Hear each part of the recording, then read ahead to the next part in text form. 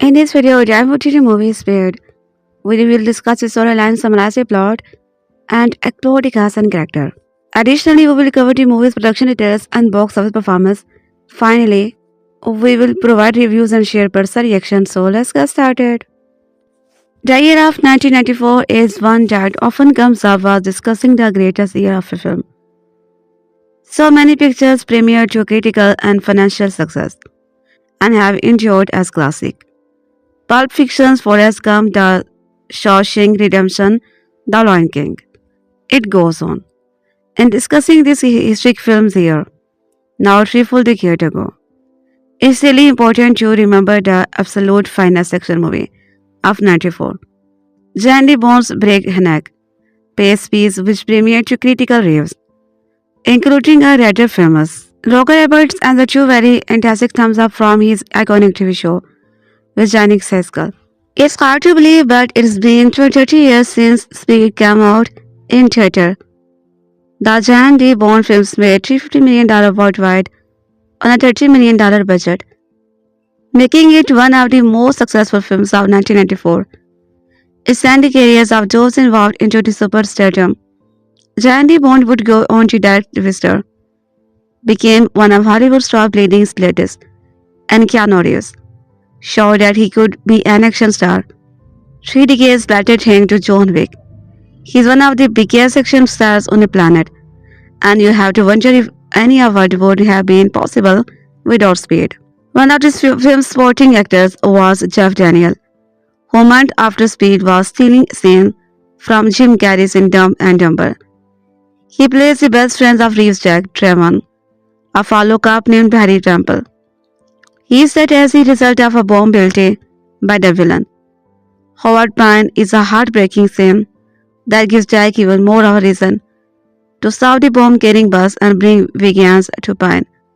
In the original script, however, Harry was going to be revealed as the villain, a change which would have altered everything. In Speed, Keanu Reeves plays Jack Traven, a down-to-earth but fearless Los Angeles cop. If Speed is Die Hard on a bus, then Traven is our Johannem Sicklen, but with a little less snark than Bruce Willis' popular character. In an action movies, every cop hero needs a sidekick. Some make it, like MC Crane's new cop friend in Die Hard. All Powell and Sam don't. Sadly for Harry Temple, in Speed he falls into the latter category. He is a close friend of Traven, as evidenced by their back and forth banter, and a brave swag member himself. But he is not long for the plot of this world. When Madman's Howard Payne puts a bomb in an elevator, it's up to Jack and Harry to save it there. When you hear a conversation between them, with Harry giving Jack a scenario about how to save a hostage, when a hostage shakes as a gun to hear it, he asks Jack what he would do, to which he calmly says, "Shoot the hostage."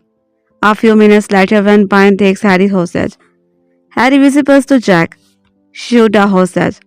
So he does just that, putting a bullet in his friend's leg. It's not for naught, as Payne escapes, but we see the camaraderie between these friends, and it's revealed that Harry is just as brave as Jack. Later, when Payne puts a bomb on a bus that will blow up if it goes below 50 miles per hour, it's Jack on the bus trying to save the day, while Harry is trying to track down Payne. Then comes Speed's most heartbreaking scene, where Harry arrives with other SWAT member at a house he thinks Payne is at, only to find out that it's a death trap. Realizing he is about to die, Harry's face becomes one of simple acceptance. A second before the bomb goes off, it has been treated as genius acting, but as Jeff Daniels told the Rich Eason show, in April 2024, he revealed that he was actually supposed to die in the elevator scene.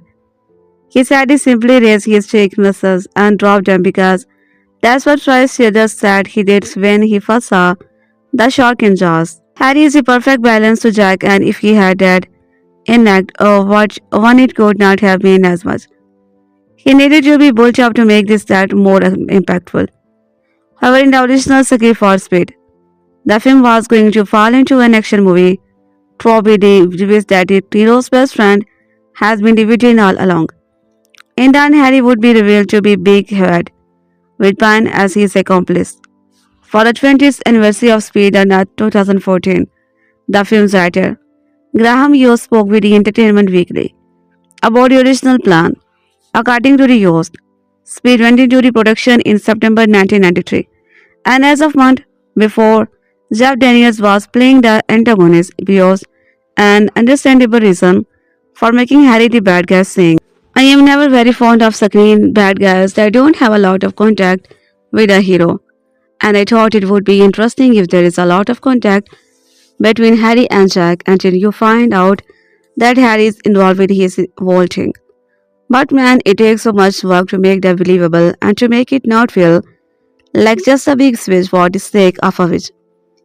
The first part makes some sense outside of the beginning and end of the speed. Jack and Pine don't interact outside of phone call. That disconnect between hero and villain could really have left the audiences detached. But then something happened that changed everything. Dennis Hopper Graham Yost called Hopper brilliant and Americans' favorite psychopath thanks to the Apocalypse Now and his role as Frank Boat in Blue Velvet. While it is true that Dennis Hopper was phenomenal as a mechanical former cop turned bomber, Harry still could have been left as his accomplice, with Pine the leader and Harry the follower. But that would not have worked, as you said. It's a big switch just for the sake of it. That would have been a shocking twist, but not one that made sense, as no clue were left along with the power to make Harry look like anything other than a good man. To reveal him as a bad guy just to get Jaws to drop would have left the audiences feeling lighter. A film can give the audiences those twists and shock, but it has to earn them. Harry as a villain would not have been earned. It also would have made a happy ending impossible. Okay, Jack saved the day and the people on the bus lived, but he was betrayed by his best friend and had to kill him. How can Keanu Reeves kiss Sandra Bullock after that? This means that Harry and had to die as a hero. Sure, he could have lived, with an end scene of him and Jack reuniting, but it would have been anti-cinematic speed is bold as everything going wrong. The bus has to stay at 50 miles per hour. Okay, what if there's a hiccup in interstate? Harry dying is another thing that must go wrong, not just for more suspense, but to add to who Jack Traven is. We get that he is a heroic putting his life on the line to jump on a bus filled with people he doesn't know, but having his best friend be like killed by the villain ups and stick. There is a reason why action movies have the stereotypical line of it just got personal. Pine has to make it personal and kill Harry to show how sick he really is, and Jack has to have something to fight for that's about him. It's the same reason why Die Hard work. Not just because Don McClellan is saving a building filled with hostage, but because one of them is his wife. It just got personal. Speed is filled with the iconic action scene, a chilling villain, and some amazing chemistry between Keanu Reeves and Sandra Bullock. It also has one of the saddest death scenes you will ever see in an action movie. Harry had to die. In the end, it was for the best. It means his character could not be brought back for Speed 2. Chaos Control. Speed is like an ingenious wind-up machine. It's a smart, inventive thriller that starts with a hostage trapped on an elevator and it continues with two chases, one on a bus and one on a subway, so that it's wall-to-wall with action stunt, special effect and excitement. We have seen this done before but still done to so well or at such a high pitch of energy. The movie stars Keanu Reeves as a member of the Los Angeles bomb scare. He and his veteran partner are called in after a maid bomber swore the cables holding an elevator in a high-rise building. Now the terrified passengers are trapped between floor and a bomber wants $33 million or he will push a button and blow out the car's emergency brake. These situations in itself might make the heart of a thriller, but it's only a certain razor for Speed, which turns into a battle of the spheres between the Reeves and the madman. The bomber is played by Dennis Hopper, the most dependable and is certainly the creepiest villain in the movies right now. He is a former cop with the growth, an intelligent man with a big bag of tricks who seems able to be anticipate every one of Reeves' move. He won not only the ransom money, but also the satisfaction of humiliating the left. And when he is awesome on the elevator scupper, his next trick is a truly diabolical. He rigs on the ordinary Los Angeles rapid transit bus so that if it exceeds 50 mph, a bomb will be armed and done. If its speed falls below 50 mph, the bomb will explode. This is an inspiration that will raise many questions for anyone who has never met in the LA traffic. But never mind. It provides the basis for an extended suspenseful chase sequences that comes up with an ingenious crisis after enter. Reeves managed to get himself on board and bus, of course. And after he driver is shot by a passenger, another passenger grabs his wheel while Reeves tries to think a way out of the dilemma. And the bus cruises at 55 mph in the wrong lane, in the wrong direction, side-sweeping other car, causing accident, and eventually ending up on an empty freeway that will provide clear sailing. If it were not for a 50-foot gap in the overpass, can a bus really leap a 50-foot space?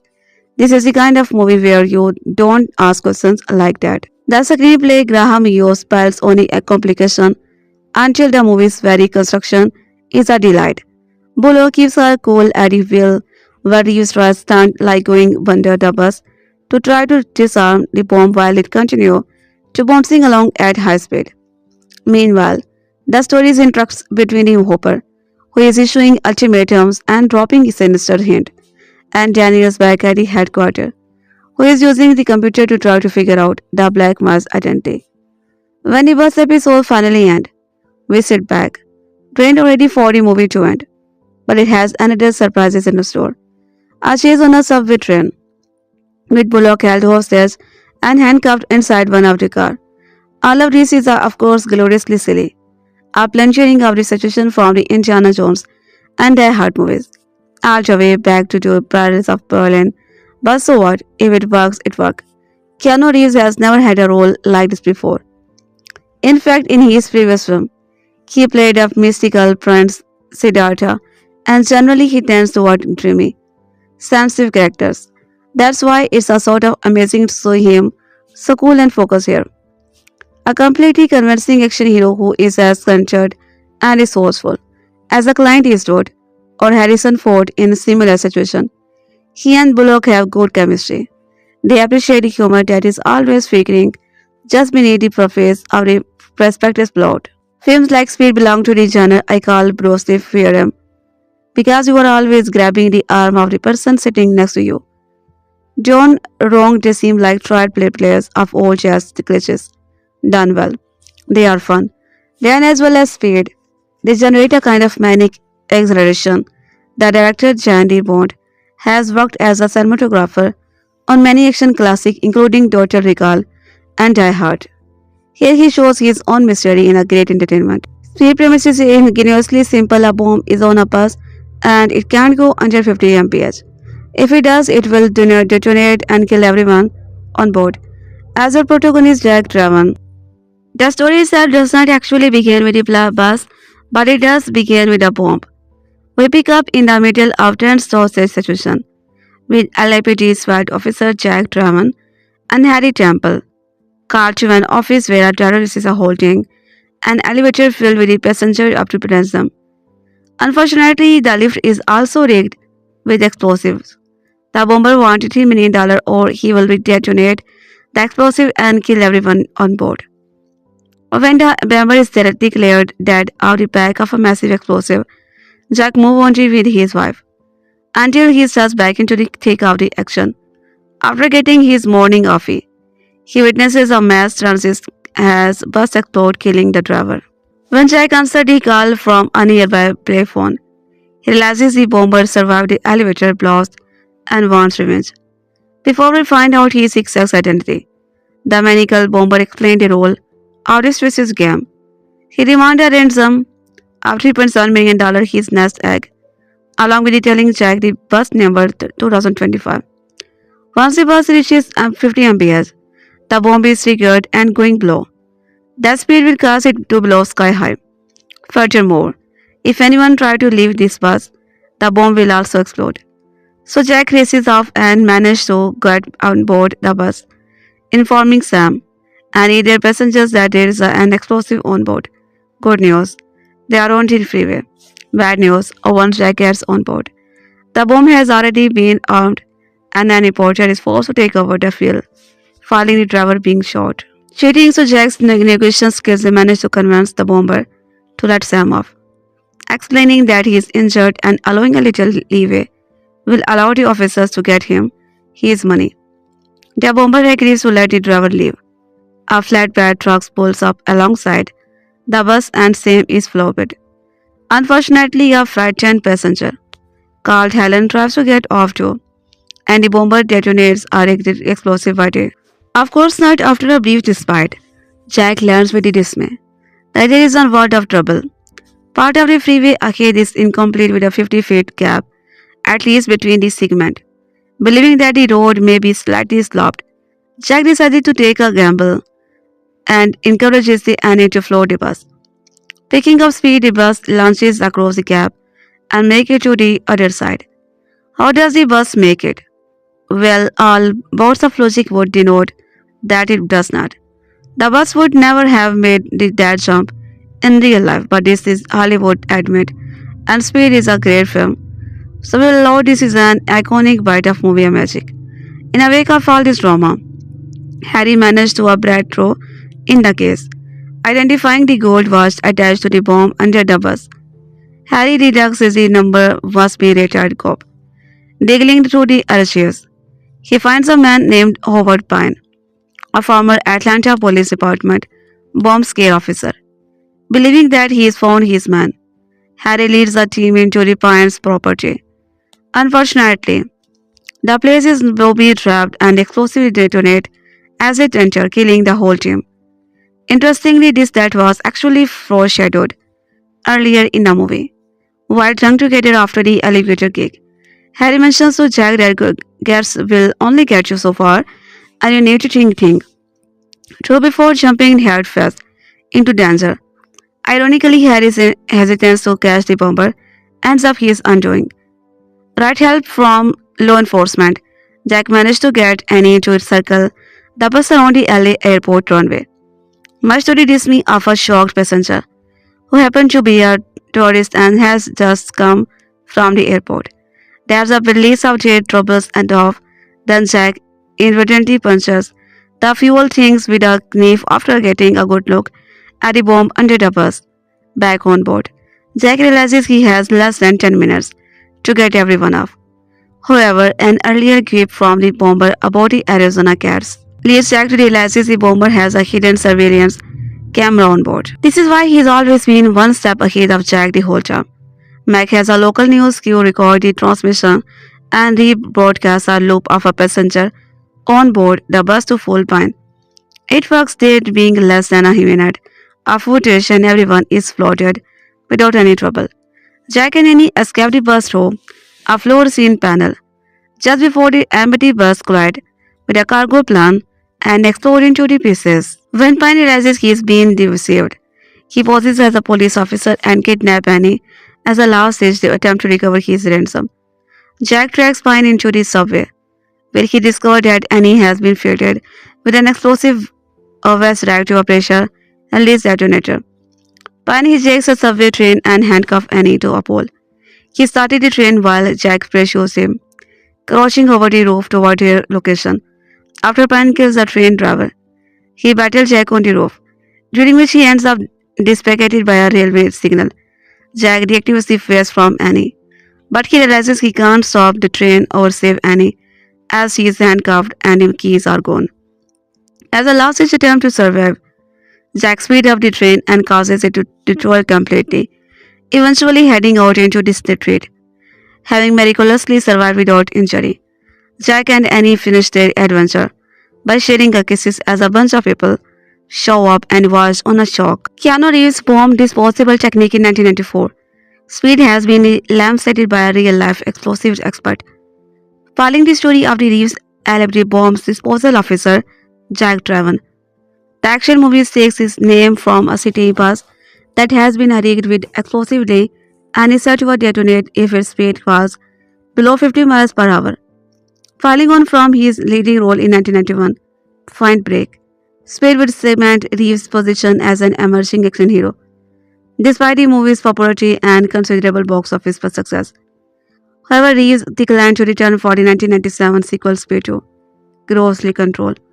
In a video for Insider, Master EOT, technician Jay Leib unpacked the scene from Speed where Reeves' character boards a moving trolley to examine the bombs trapped to the bottom of the bus while still in motion, suggesting that there are probably a dozen other ways to examine the devices while still inside the bus. The expert also criticized his decision to use a radio to communicate while next to our devices, that is, electronically initiated. He also indicated that Reeves' character should have known more about how the devices work and not relied solely on the bomber to assist. Check out his comment below. That thing is apparently the satellite of trial. Can I say that 100% that this would not be entertained? No, because it might. But what I do know is there are probably a dozen other ways to attack these devices from inside the bus. I mean something as a getting us sick with some film.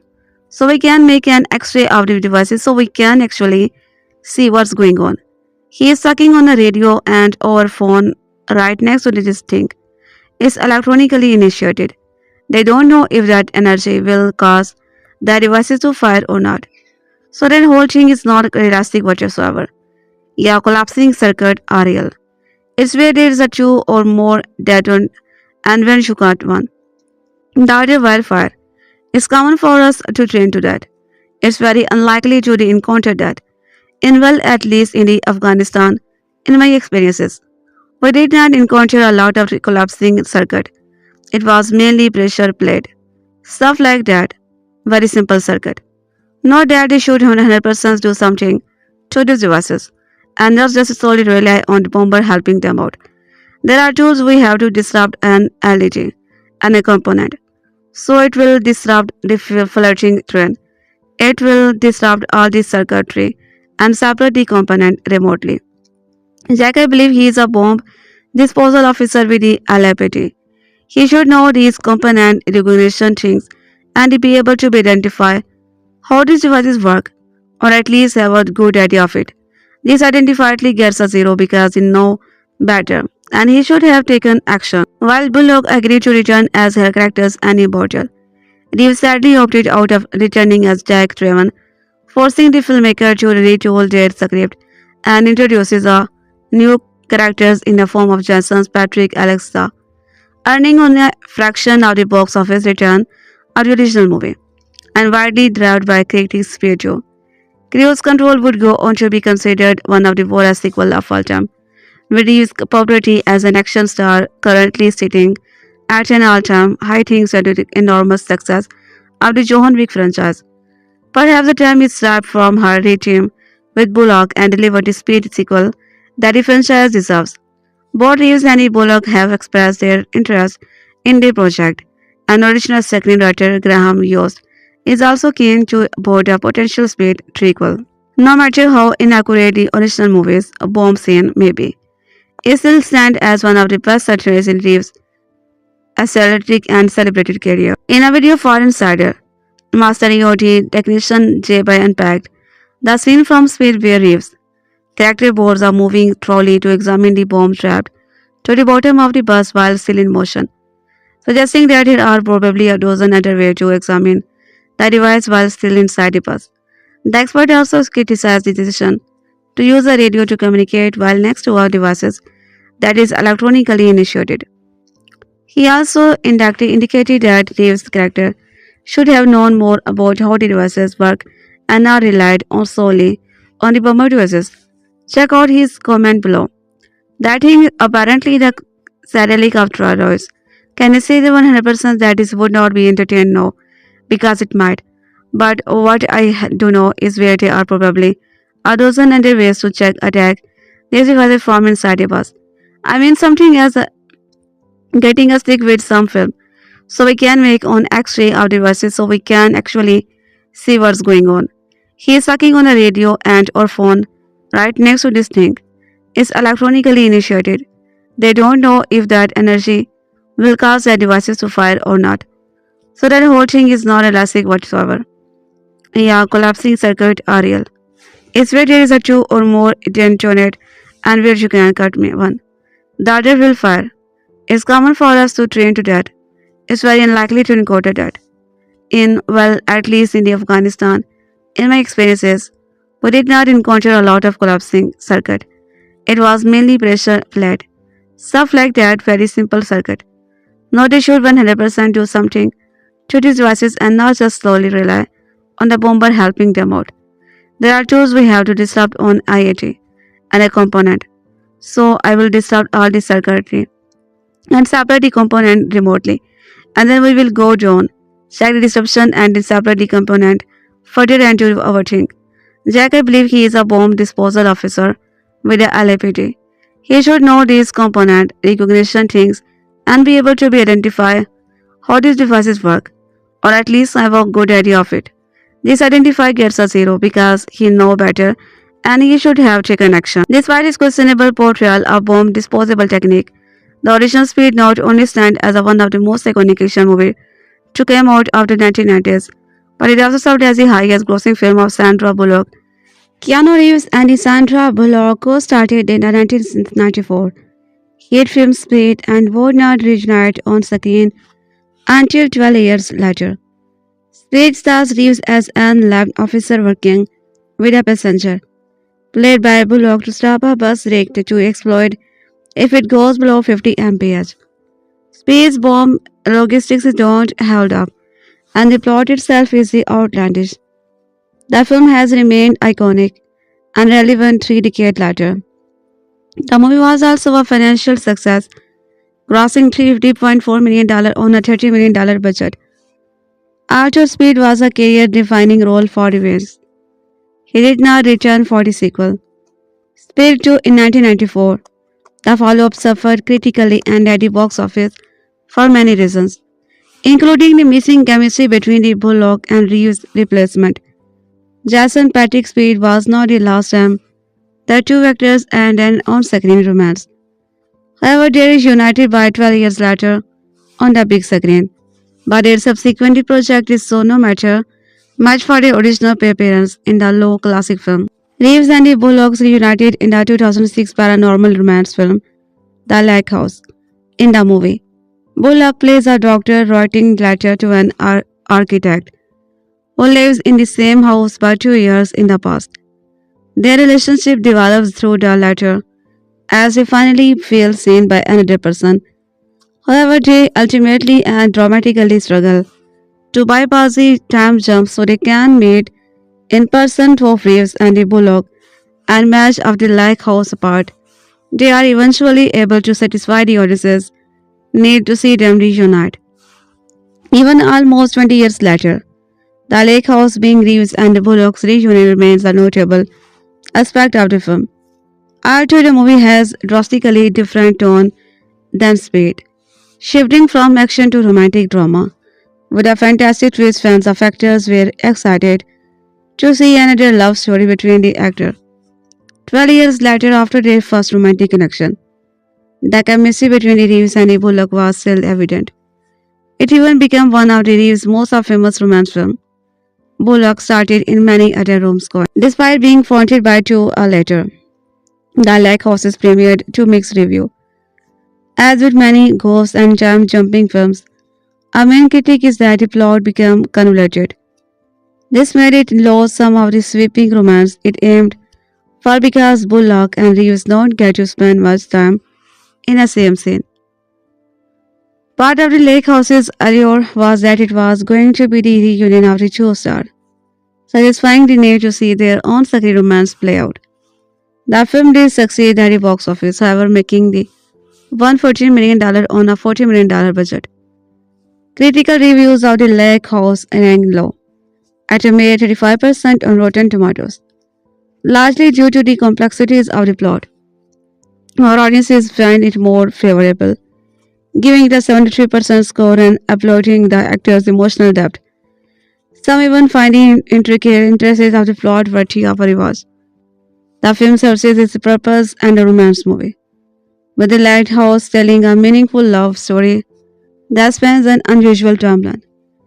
Reeves and Bullock's reunion was so highly anticipated that it won Maker Choices Lip Award at the 2006 Teen Choices Award. Despite being a box office success, The Lighthouse never gained the same popularity as Bullock and his original team up.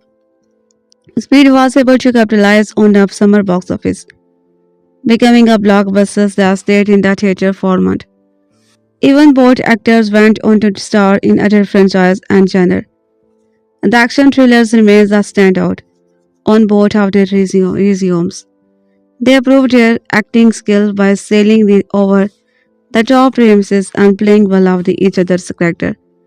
Their roles in Speed helped establish their career and the types of the characters they would play in future. Although those two films were the only times Bullock and Reeves started on screen together. A highly anticipated future film and regional might be in work. Both stars have expressed interest in returning for Speed 3. An official sequel has not yet been announced, but fans of the original films and the actors have waited 30 years for a new film to redeem the failure of the Speed 2 and reunite the Bullock and Reeves character. After a scene with the Lighthouse, any new film would find it hard to top the duo's original on-screen appearance in Speed. We are currently in the decade when some of the best action movies are turning 30s, naturally promoting the rewatch of some of dearly beloved classics that have come to define the genre. That decade gave us some of the most memorable action movies and started a tradition in the genre that is still honored today, thus giving the 90s an indelible cultural footprint. The cultural impact of Pierce Brosnan's James Bond movie, for instance, can hardly be exaggerated as he brought a world-famous British spy with a taste for margins into the modern world. As a decade in which Robert and Johan who rose to fame in Hollywood. The action genre has never been in revolutions more than it was in the 90s.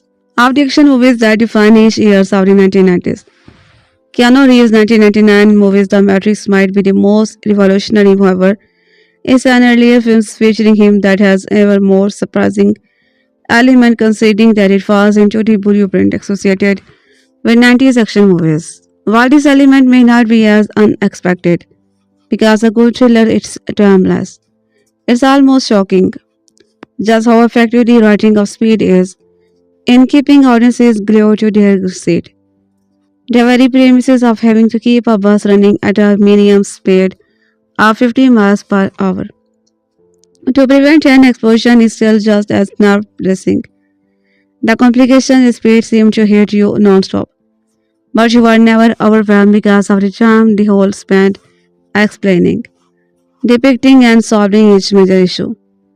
So speed feels less like a ride through a twisted road and more like a dash through an obstacle course. You are never truly blindsided but dead, but you never have time to catch your breath. It's an action thriller that stays perfect from start to finish because every time the danger has seemingly declared, a new development puts you back on the edge of your seat. The film runs toward the climax at 50 miles per hour, but just like the protagonist will take its time ensuring you feel safe before the next plot development. Keanu Reeves plays back Jack Traven an LAPD copper SWAT detail who has a unique distinction from the heroes of his time. Traven is extremely competent and has great presence of mind, but he has another special virtue that proves most vital in his situation. Jack is a man with a seemingly unending reserve of patience, even when he stands. One of Keanu Reeves' best characters ever. Jack's best quality in his ability to calmly explain the disparate nature of his situation to a bus full of anxious people who each react to the circumstances in their own way. Causing future shows he patiently talks them through everything and constantly encourages the woman who takes on the responsibility of driving. This woman who takes over driving duties once a designated driver has been shot, as Annie played by an equally charming Sandra Bullock. One of the best aspects of Speed is the actors' chemistry, highlighted by their delivery of witty one-liner In a situation when humor seems oddly appropriate, Howard Bullock has more to offer than being Jack's love interest. As the one driving the bus, and he is in charging too, and she is far from a damsel in distress, as he proves capable of finding the immense pressure. While she needs his showing helplessness is not her defining trait. It's a shame that only Bullock returned for Speed 2. Cross Control making it one of the worst movie sequel of all time. The biggest cultural footprint of 2025, apart from being a rare year when horror was the best movie genre, will undoubtedly be returning the concept of heroism to its classic definition. Sympathetic villains have their place in fiction, but if no villain is made irredeemable and pure evil, the basic structure of a traditional no feels good versus every cell crumble. Such stories are necessary to drive message home, as everyone does not deserve sympathy. Whatever their circumstances, Dennis Hopper's Howard Payne is despicable villain who is a purely irredeemable despite being an aggrieved ex-cop who believes he deserved more for his services, which is a situation that's easy to sympathize with. The harsh reality of rewatching 90s action movies include unserious cash versus cheesy dialogue or top action sequences and forced love stories, which often relegate female's character to the role of simply being an attractive love interest. Moreover, some of them have problematic tropes that have since been questioned heavily, like the gas and writing of Las Vegas Land, The Professional. Speed has a romantic moment, but it feels natural, and Danny has a bigger role to play in the movie. It does feature a bus jumping over a patch of missing road, which is a little too silly for the movie's home. However, in the comparison to its contemporaries and considering it in 31 years old, Speed has aged surprisingly well. There was a heady point during the mid 99 when I was in my early teens, when the Speed VHS should be brought out at almost every sleepover, along with an argument over who was allowed to fancy Keanu Reeves, the most for the duration of that particular screening. But on reflection, it does not seem so strange that what was once a furious dispossession eventually drew to a nothing. The prospect of finding escapist entertainment in the story of a bomb planted on a bus by an angry domestic terrorist has become less alluring as the years have gone on. It has been 20 or so years since I last saw Speed, and it quickly became clear as I realized that I had forgotten most of it. This is more about my teenage fitness than it does the quality of the film, because it turns out that this is a still masterful and thrilling action movie. It led us on its tension until it's brimming over, and then it keeping going until you are losing your head. I have not felt so stressed or by viewing experiences since Uncut Gem, and the bomb boundary bus part is only the filling in a speed sandwich. The bus section is broken by the villain Evan more plot to blow up a ship full worker and full on all out alley subway chase, which is so ridiculous and over the top and unnecessarily that having the audacity to track it on the end of men chase in the almost genius. This is certainly a showy film. You sense that the very idea of understatement was offensive to director Jan de Bont when the passengers finally get off the bus safely. And you think that part is over. The bus drives itself into a plan and blows that up too. Just because why? Well, why not? I do not remember finding Speed scary or particularly gruesome as a teenager. But as an adult, I can see it is clearboard, which make me think I have grown into the being of snowflake rather than out of it. Dennis Hopper plays evil ex-cop terrorists. Howard Payne using every bite of his Hopper's anti-storm. And he began the story by showing a screwdriver into a poor security guard's gear. This is not the harmless sleepover photo I expected.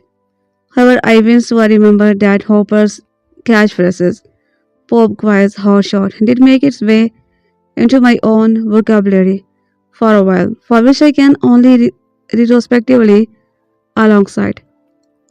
And guess Hopper's meaty and kicking. Reeves' delivery is all the more stark, but that too is charming in its own way. I had not picked up on the fact that Reeves' lapped hero Jack Traven is hangover when the bus Fesico kicks off. Not only does he save the bus and turn a subway to him, but he also falls in love with Sandra Bullock's Annie, who jokingly tells him this should base their entire relationship on sex. Just to reiterate, he is hungover for the whole thing. Speed is a brilliant blast of endurance that is extravagantly fun now at his wisdom. Javelin is excellent as Jack's doomed colleague Harry. Bullock really set the template for the kind of quippy role she would become famous for, and everyone's favorite president and one Kenner Roy show up as Nave's visitor to LA, who gets more than the bus ride he bargained for. Pop quiz a show who knows Speed would hold so well. Speed is bad in ways that other awful movies can only dream about. Forget for a second about the stupid plot. Forget the awful ending. Forget how annoying Sandra Bullock is. Forget that if this movie were never made, she would not be famous. Forget how revered, clumsy and started Keanu is as super cop. Forget that he turns in one day the caves were acting performances. Forget how miscarved Jeff Daniels' character is. Even forget about the fact that is one scene Daniels Hopper snapped his finger. What am I talking about? Hopper snaps his fingers with the hand. That is a missing thumb. But forget all that. Let's talk about title people on the bus. As the Latino Joe who played the little who hoodlum to God who horrible bags of shit you are well. Normally I blame the writer for heroines like this. But in this case, I am making an exception. We all stunned and you managed to make an otherwise dumb but entertaining action flick hard to watch. Why? Because they are all terrible people who have boring, stereotypical aggression to every single situation thrown at them. You ever read political polls in USA today? That is how this gaggle of morons thinks. But what? Somebody did write these lines.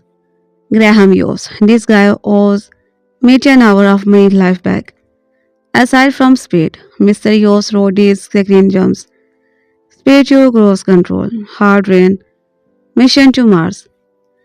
This Yost guy has to be stopped before missions to Mars too. Even more perspicacious and sees the fight light of day.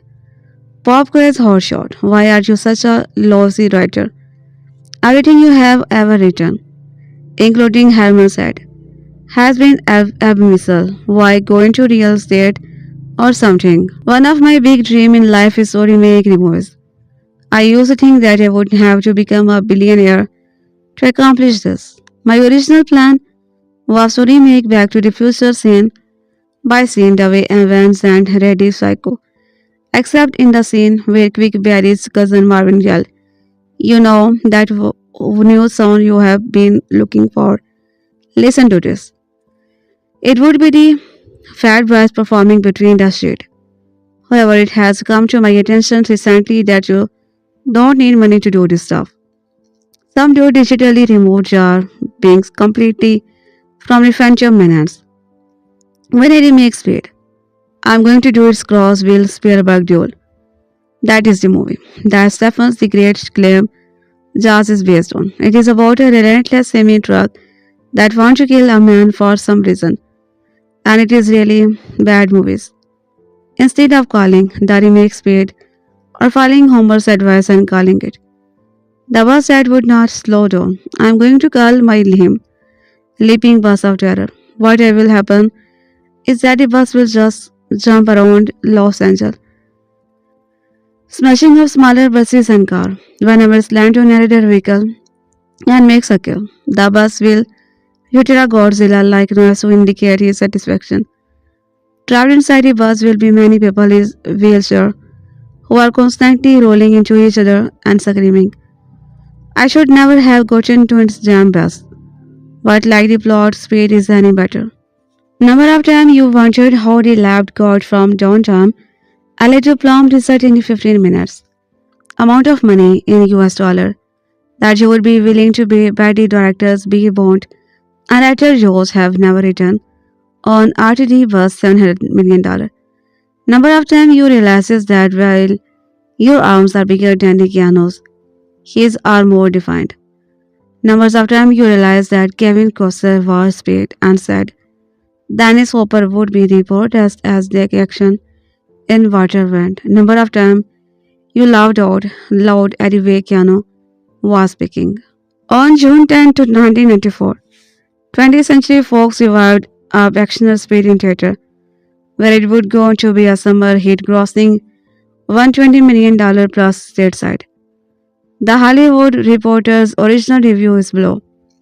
There should be traffic jams at the box office as Fox picks up many blood-soaked, a Friday farce fast and furiously entertaining thriller Speed. Opening wide and getting the jump on another seasonal action fare.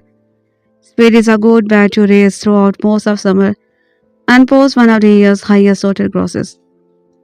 Recalling the virtuous combination of a good, relatively offbeat cast and a mostly believable scenario that made Fox's Die Hard a blockbuster. Speed offered Keanu Reeves, Sandra Bullock, and a Santa Monica commuter bus in a perilous game with a money-hungry member played by Dennis Hopper. Opening with a crowd-cheering elevator rescue then introduces labbed SWAT patrons Jack and Harry, as well as a protonically masterful but cracked Howard. The film quickly accelerates into the main attraction, followed by Jack at the outset. Howard plants a bomb on a bus with a dozen or so passengers, with the devices said to be explode if the bus goes slower than 50 mph. For good measure, he turned our hero, demands several million dollars and places all kind of harsh condition on any plans for rescuing the passenger and averting the disaster. With the help of a courageous woman passenger who takes over driving the bus, the exciting race to stay alive while handling a series of obstacles and complications providing plenty of close calls and death-defying fate. Moving to fun completed and the uncompleted section of the LA subway fights get the villain climax. The scenario inevitably stretches believability too much. It plays well enough, but a train here and there could have improved the final section. It is torn for the dude's sly look and attitude of his youth committees and of his big role. He is well cast as a everyday hero with a menacing intensity he was admirable quick thinker on his feet. Bullock, whose character is allowed to be realistically react to the danger and courage, should as the brainy villain. Hopper is effectively conservatively in his approach. Director Jan de Bont, cinematographer of Die Hard and The Hunt of Red October, making his feature of debut, expertly builds tensions and uncrocks magnificent scene of vehicular mayhem. Honors are due to the battle to the metal production team for the film's terrific widescreen imagery, great editing, and excellent sound work. David Hunter originally published in June 1994. Action directing is a put up or shut up game, a skill that can't be faked or finessed. Even a 10 years old can tell if you are got it or not. And on the evidence of the invergating speed, Jan de Bont has definitely got it.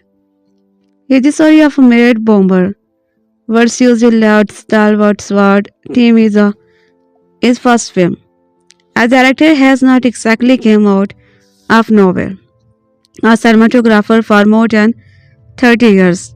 De Bont has worked frequently with fellow Dutchman Paul and has been behind the camera on such big, charm actioner pictures as Die Hard, The Hunt for Red October, Black Rain, and Little Weaponry. De Bont's newness does show in the pro forma nature of some of the characterization, as well as the film's uninspired dialogue and the overall derivativeness, but Speed hopes to fast for any out there to no matter much. and where pure action is concerned. De Bont and his team have turned in a visually sophisticated piece of mayhem that makes it plausible and keep the thrillers coming. Making speed involving is a premise Graham your script, which does a neat twist of the traditional action premises of coping with the machine that are going too fast. For the deliberate mediums are smooth Dennis Hopper that no action films can exist without has racked up a deadly explosive devices that will be detonate if the bus is allowed to go under 50 mph. Quite a dilemma for Lee before you look hero Jack Traven and his sweaty impulse. Centering action on familiar items like one of Santa Monica friendly big blue buses and its load of draft citizen, plus Sandra Bullock as an immutable, attractive, and available woman, is a proven way to make tension personal to an audiences.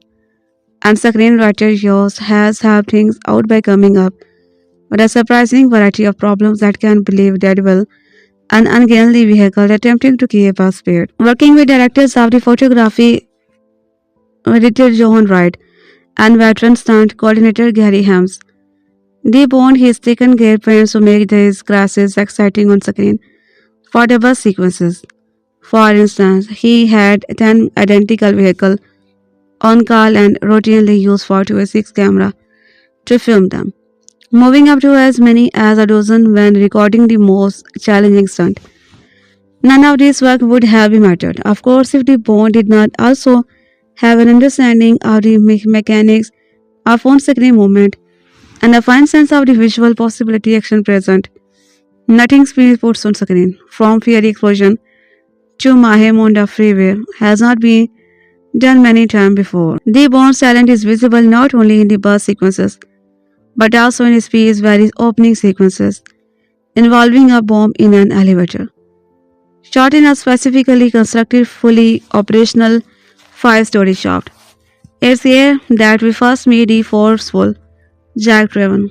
His slightly sanner partner, Harry Tanpole, uncapped, MC there no nonsense superior.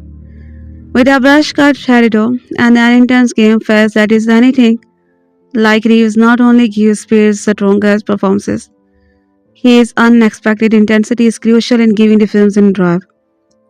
Playing Traven with an appropriate edge of charged sturdiness, Reeves is surprisingly believable as a barely human law enforcement machine that even his past view as deeply not. Reeves co-stars, however, have not been given very much to work with in the way of dialogue or director help in building character. As a result, Speed has a ways to go before it can equal what a fugitive and in the line of fire accomplished in the matching drama to action. But if no one is going to leave theaters raving about acting and characterization, it will probably matter little. Tension and release is the time of Speed is particular game, and so far this summer no film has played it so well. The Bond's newness does not show in the proof from a future of some of the characterization as well as the film's uninspired dialogue and overall derivativeness. But Speed moves too fast for any of that no matter much, and where pure action is concerned. De Bont and his team have turned in an visually sophisticated pace of mayhem that makes it implausible, plausible, and keep the thriller coming. Making Speed involving is a premises of Graham View script, which does a neat twist of the traditional action premises of coping with an machine that are going too fast. Here the problem is not, as might be expected, restraining a runaway bus on a crowded freeway, but just the opposite, making sure it does not even more come close to slowing down. For the diabolical madman that no action film can exist without has racked up a deadly explosive device that will be detonated if the bus is allowed to go under 50 mph. Quite a dilemma for Lee before you look here, Jack Traven. Centration on familiar items like one of Santa Monica, friendly big blue buses, and its load of drab citizen. Immutable, attractive, and available is a proven way to make tension personal to an audience. And screenwriter He also has helped things out by coming up with a surprising variety of problems that can bedevil an ungainly vehicle attempting to keep us spared. Working with directors of the photography and rage, editor John Wright and veteran stunt coordinator B. Bond has taken great pains to make these classes exciting on screen. For the bus sequences, for instance, he had an identical vehicle on call and routinely used 5 to 6 camera to film, then moving up to the ceremony as a dozen when recording the most challenging stunt. None of this work would have been mattered. Of course, if the band did not also have an understanding of the mechanics of an screen movement and a fine sense of the visual possibilities action presents. Nothing Speed puts on screen, from fairy explosion to mayhem on the freeway, has not been done many times before, but the Bond rookie director Jan de Bont delivers impressive spectacle on a modest budget, making sure Speed live up to its title by literally never slowing down, with constant eye-catching explosive action involving bus, plane, train, and elevator shaft. The stunt, no matter how unrealistic, are the best part of the movie. Keanu Reeves has a new, hilariously had band line delivers, but this is more of a physical role anyway. And Reeves, when he is not speaking, brings the intensity required of an lab bomb scare super officer. Unfortunately, Dennis Hopper, who spends most of the movie isolated from the action, does not bring the blue velvet gravitas necessary to make a compelling psychological foil. Filled with cheesy dialogue, physics defying action, and a far-fetched premises, a bomb on bus will explode if bus goes slower than 50 mph. Speed is the type of movie that should not be taken too seriously.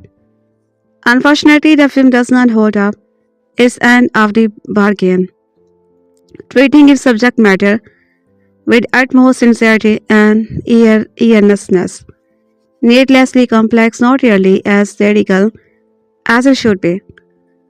The orchestrated bombast of composer Mark soundtrack is a bit dated, yet it's still a good fit for Speed's constant and nine, delivering the brash intensity needed for a high-octane 1990s thriller. Perhaps the film's companies would have been more apparent if they used the expanded score from the Speed OST on Fox record, featuring hard rock songs for the likes of Billy Idol, Rod Stewart, and Kiss. Despite all the bomb recklessness, there is true emotional when Jack and Annie finally save Los Angeles from the runaway bus. But when Speed renew the threat on a runaway subway train, the film loses all previously earned goodwill and credibility, doubling down on an ending that is louder, faster, and more over the top, and therefore more forgettable than anything that came before. When Speed opened in the summer of 1994 at the number one spot at the box office, beating out the highly anticipated sequel to City Slacker, The Legend of Curly's Gold. The action thriller Surprise's success marked a turning point in the careers of filmmakers and stars. It was the directorial about of Jan de Bont, then known for his cinematography work of Little Weapon, Basic Instinct, and Die Hard, and served as the catapult that launched both Sandra Bullock and Keanu Reeves into the superstardom. After left officer Jack Traven and his partner Harry Temple, toward bomber Howard Payne, Dennis Hopper attempt to extort $3.7 million by holding an elevator full of people hostage. All seems right in the world. The good guys won and the bad guy blew himself up. But Pine is still alive, and he re-emerges with an even more insane plan to get the money he feels he is owed by using Jack's unwavering desire to save people against him. Popcorn is hotshot. There is a bomb on a bus. Once the bus goes 50 miles an hour, the bomb is armed. If it drops below 50, it blows up. What do? What follows this iconic riddle is a high-stake game of cat and mouse.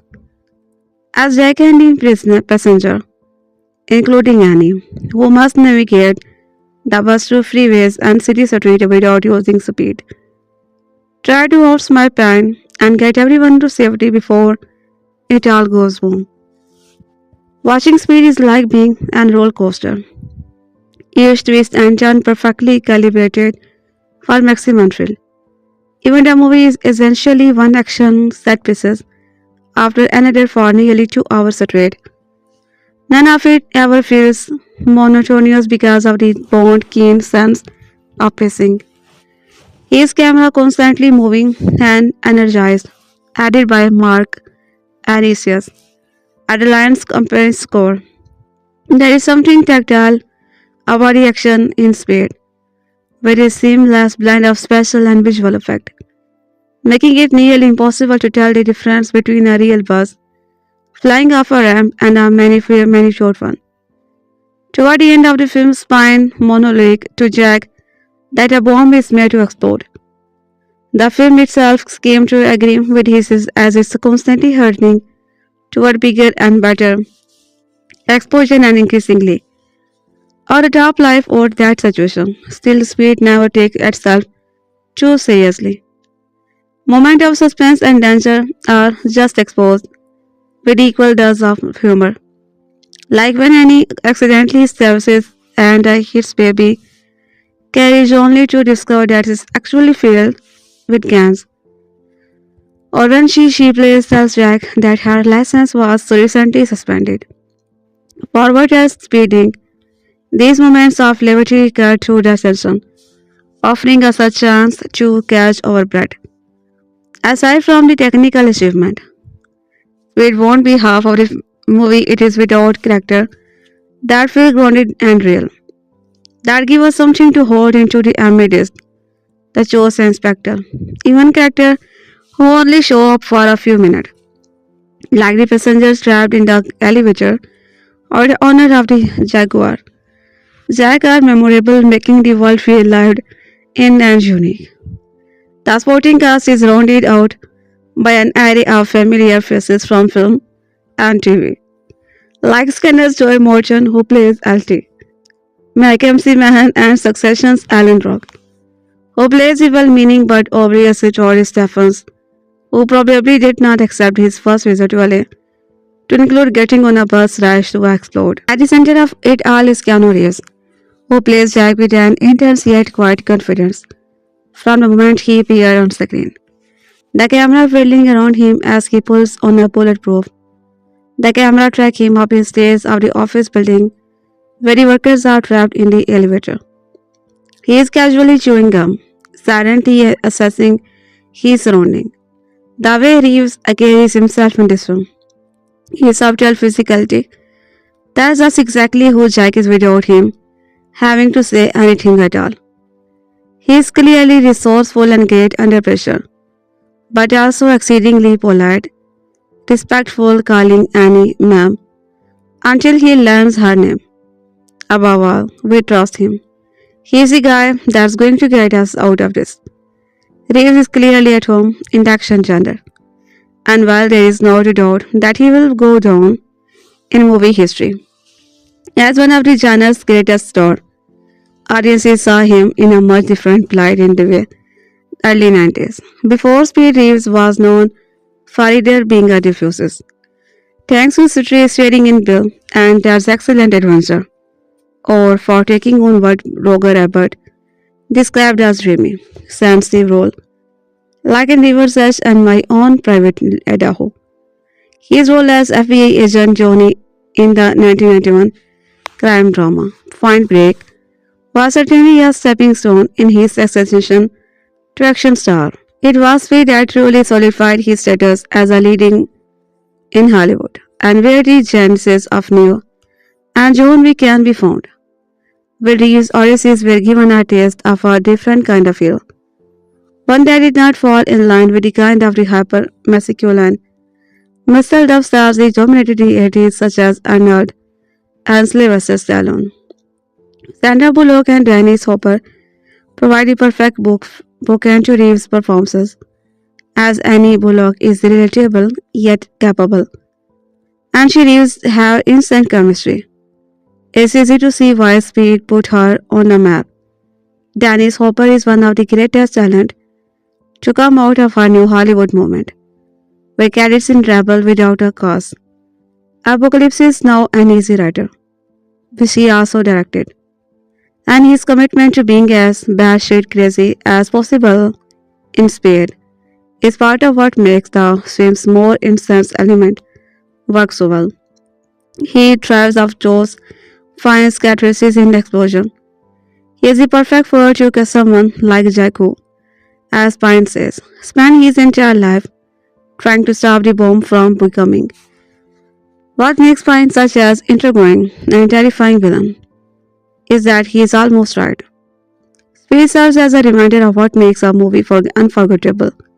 Its attention to character, dynamics, and development make it more than just a spectacle. At the heart of Speed is really good story. Our questions 90s blockbusters that defined an era and helped to usher in a new kind of action hero. And left Detective will board a bus wrecked with a bomb set to detonate the speed drop below 50 mph, while the maniacal bomber watches from afar. Before the day's comic book movies book over and began to roll the summer box office, it was over the top action films that fit a bill. In the summer of 1994, Keanu Reeves Speed and Arnold's True Lies shared up top of action rank. Sure, you may think a 8.0 rating may be a little on the high side, but to this, the film still hold it on in regard of action. The story is creative, fun, corresponding, and delivered all you need from a mindless action adventure that will keep you on the edge of your seat. Once the film gets going, it never stops, and the script keeps a great flow to reel in your interest from start to finish. Without questions, there are some cheesy moments, a few horrible delivered lines, and some ridiculously impossible scenarios, but who cares? It's all in the fun, and watching a massive bus jumps across a conveniently missing section of a freeway will get your blood flowing regardless of its absurdity. The cast is great. Keanu was perfect for the role and easily filled the shoes of a leading man in this action romp.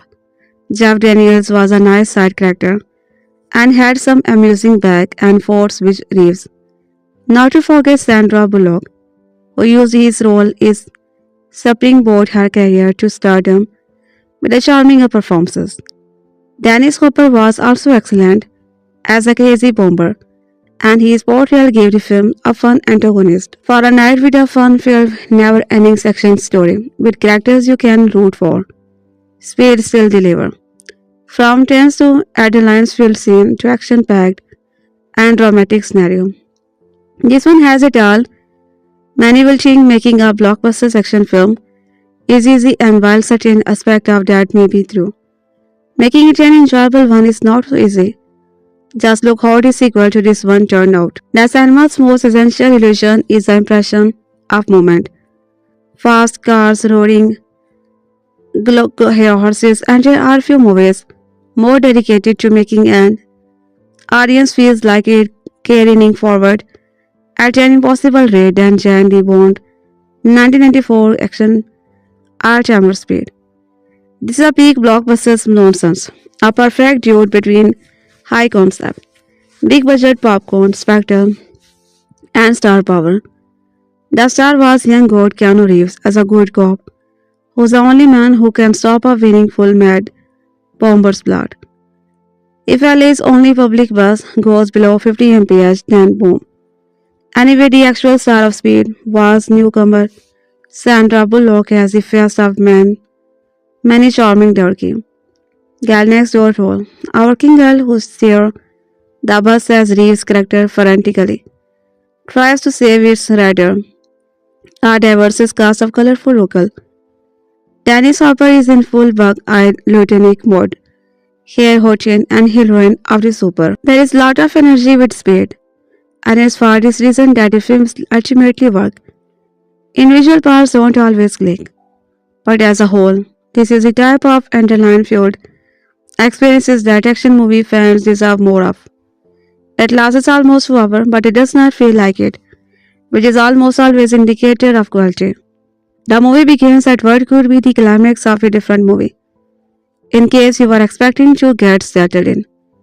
There is a hostage situation, they are trapped in an elevator set to explode, but thanks to some quick thinking from Junior members Jack Traven, any bomber is presumed dead after he disappears off screen and explode. How would you get aboard keeping a bus moving over 50 mph in Los Angeles? And you also don't have a qualified driver, as he has been shot.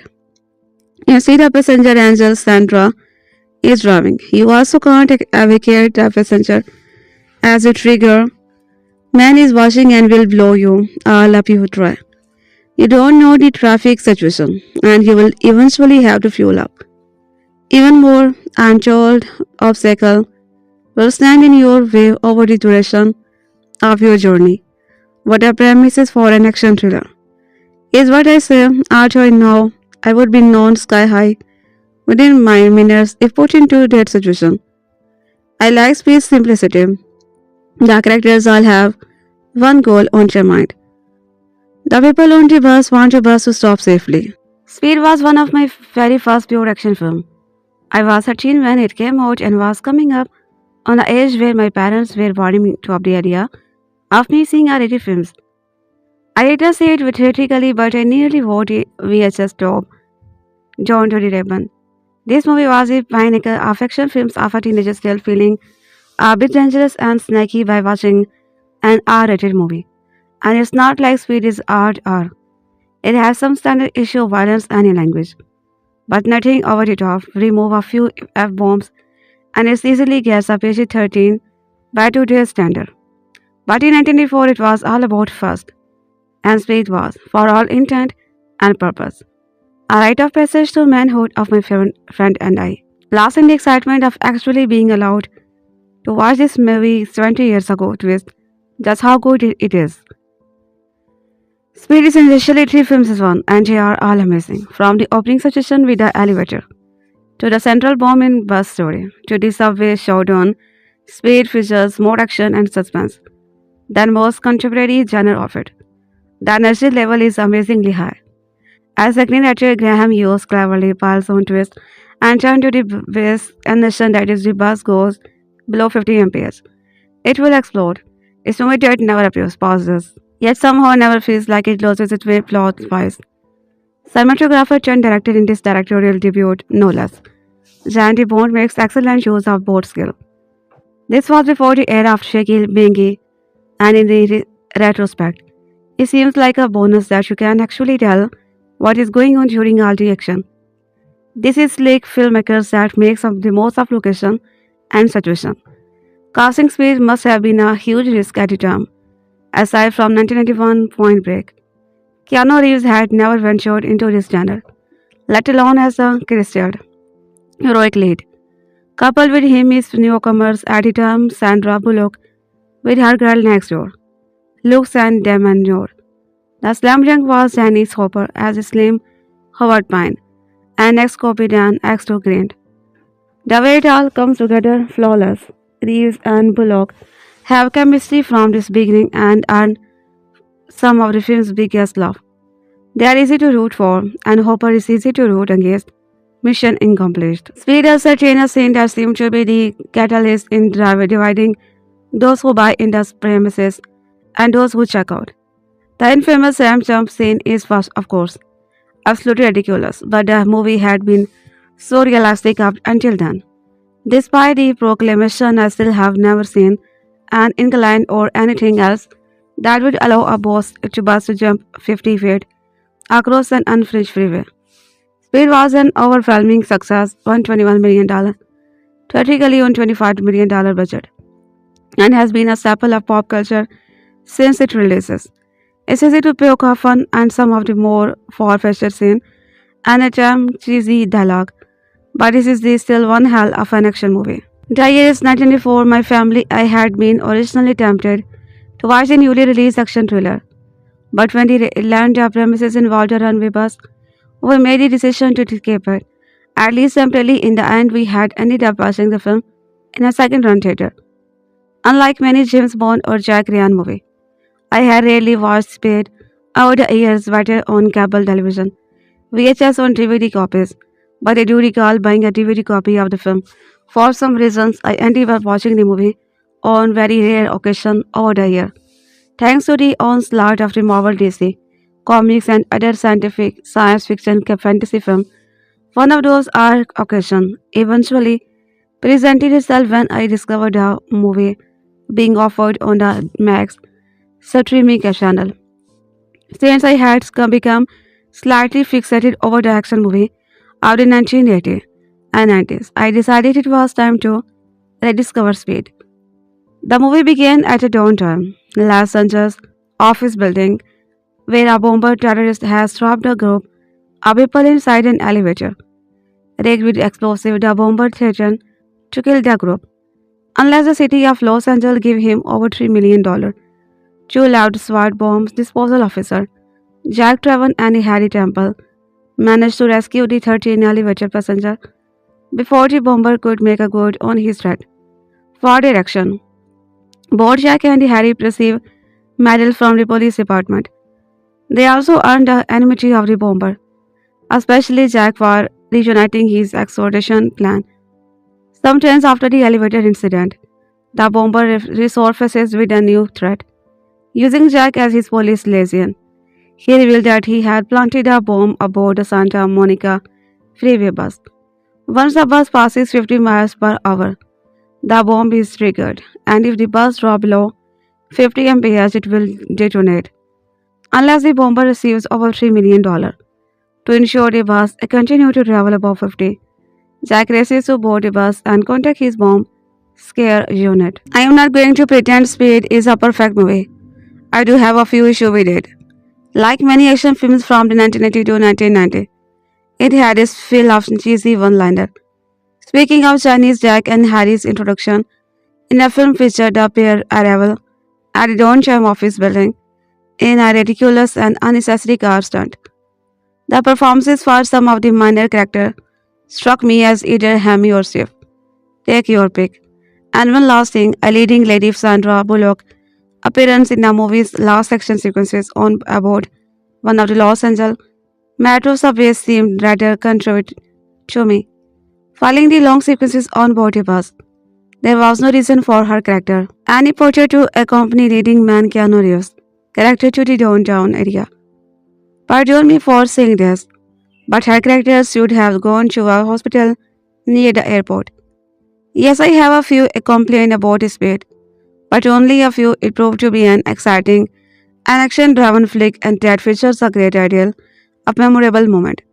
Among the scenes that really impressed me were Jack Traven's successful attempt to report a movie bus on the freeway. Jack's attempt to defuse the bomb while it was in motion at the airport, and he struggles to keep the bus running above 50 miles per hour. Following the accidental shooting of the bus driver, Jack and the left his rescue of the bus passenger, along with Jack and Annie's final confrontation with the bomber on board the subway. But here were two action sequences that really impressed me. One featured a crazy moment in which some bus was forced to jump gap in a newly constructed freeway. Many of today's moviegoers believe this stunt was all CGI. Trust me, it was not. The only CGI aspect of the scene was the addition of freeway detail that surrounded the stunt. Another outstanding sequences and my personal favorite was the left rescue of the passenger trapped inside the bomb-triggered elevator inside a downtown LA building. I found that particular sequences to be one of the most tense and breathtaking action sequences I have ever seen on film. It still takes my breath away after so many years. Thanks to the stunt driver. Someone please provide me with his name. Special effects supervisor John Fraser, cinematographer and director Jan de Bont. Another amazing aspect about Speed is that despite dripping with the action, it still managed to convey a good idea, deal of strong characterization and development. The movie was not simply a series of action stunts, scenes and sequences. It managed to tell a story about urban terror, which linked to the better realization of one character and a sort of professional coming of age for another. I know my comments sound rather pretentious for a more action film, but screenwriter Graham Hughes did such an excellent job in conveying a well-written narrative that have blended with high-octane action. Amidst the tense rescue attempt, high speed, Harry Temple and the bomb scare scene later, Lieutenant Herb Mac MC Mahan, occasional device with Jack Traven on net, not depending solely on instinct, along with Harry's occasional tips regarding bomb construction and dealing with the dangerous situation. The movie also conveyed how the passenger became gradually dependent on Jack's ability to remain in control of the dangerous situation and his emotion even when the latter nearly unable following some bad news. Despite my issue with the performances by some of the minor characters, there was some that impressed me. Those performances featured in the skyscraper elevator during the movie first 20 minutes struck me as a solid out. One of those performers turned out to be the highly acclaimed character actor, Patrick Fisher, who had made his film debut in Deep Speed. As for those actors and actresses who portrayed the bus passenger, a good number of them stood out. Among Hart James Carlos, David Craigie, the movie also featured solid performances from the always fabulous Glenn Plummer as the owner of the Jaguar's convertible, appropriated by Jack Reacher Lineback, who portrayed Lieutenant MC Mahan's right-hand man. Robert, who portrayed another one of the elevator's passenger. Thomas Rizzo says Jr., who portrayed a local coffee house, and Johan Capodice, who portrayed the bus driver who became Bumper's first victim. Alan Ruck is the last actor I would associate with an action movie. Yet he portrayed one of the bus passengers in Speed. Our terrorist named George Staffers, who slept to Los Angeles, proved to be more than he and bargained. Ruck did an excellent job in the transforming George from his uber-pleasant tourist who is new to LA to a traumatized man who probably wished that he had never left his home. Joy Morton gave a commanding performance as Lieutenant Herb Mack, MC Mahan, the bomb scare team leader. Thanks to Morton's skillful acting, he managed to keep the character from becoming some note later tap by also conveying a mild temper and sharp wit. Speaking of wit, two of the movie's main characters seemed to display it more than any of the other. One such character was Officer Harry Temple, portrayed by Jeff Daniel. The latter gave a ridiculous performance as a sardonic police officer who not only had to deal with dangerously mad bomber but also with an aggressive partner with little reflex control. Sandra Bullock portrayed the other, the sarcastic Annie Porter who has forced to depend upon bus transportation after getting her license suspended and who became, by a twist of irony, assumed the role of bus driver after the real one got shot. After Bullock and attracted critical attention in Demolitions Man, the previous year, Speed really solidified her stardom thanks to her super performances at a volatile and verbose Annie. Dennis Hopper and provided plenty of wit and some memorable one-liner as a mad bomber whose goal was to acquire a great deal of money for his past suffering. Granted, some of the Hopper's lines were a bit cheesy, but for some reason, he made them work thanks to some skillful acting and a very entertaining performances. But a man of the hour, or the movie proved to be the leading actor Keanu Reeves. By 1993-1994, the actor had already become something of a star, thanks to his roles in movies like Bill and Ted, Excellent Adventure. But his performances as Officer Jack Traven had transformed into an even bigger star, and he has never looked back. Like Hopper, Reeves and been forced to spew the occasional cheesy line. And like Hopper, Reeves made it work. Only he did so by effectively conveying Jack's aggressive nature and emotion. One of his best moments proved to be Jack's unexpected outbreak of anger that made the bus passenger under his protection fearful or uneasy. What else can I say about Speed? Although it had been a favorite action movie of mine, I have not watched it since a year. When I had made the decision to be a rewatch, I found myself wondering if I would still enjoy it. Guess what? Not only do I still enjoy it, it is still one of my favorite action movies of all time. and this can be attributed to some first superb screenplay from Graham Hughes and excellent cast led by Keanu Reeves. Below are images from the Peacock Limited series Fight Night, The $1 Million Heist, 2004 adaptations of Jeff Keating and Jim Robert podcast.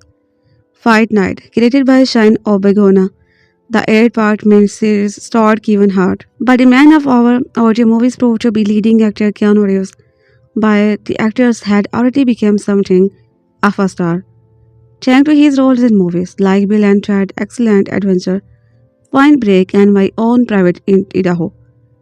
But his performances as Officer Jack Traven had transformed into an even bigger star, and he has never looked back. Like Hopper, Reeves had been forced to spew Jair's 1994, my family and I had been originally tempted to watch the newly released action thriller Speed, but when we learned the premise involved a runway bus, we made a decision to escape it. At least temporarily, in the end, we had ended up watching the film in second run theater. Unlike many James Bond or Jack Ryan movie, I had rarely watched Speed over the year, whether on cable television, VHS and DVD copies, but I do recall buying a DVD copy of the film for some reason. I ended up watching the movie on very rare occasion over the years, thanks to the onslaught of Marvel DC comic and other science fiction fantasy film.